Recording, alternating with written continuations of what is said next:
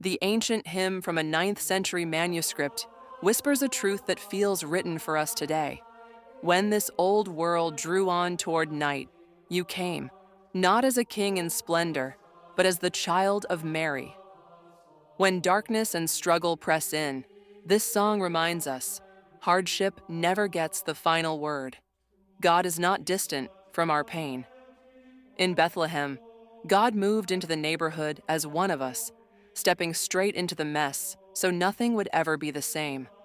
Tonight, carry your weariness, your unfulfilled dreams, your fear that the best is behind you.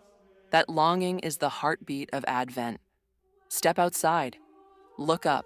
The same stars that shone over Bethlehem still burn through our darkest nights, declaring, "Your deepest needs are known and met in Jesus."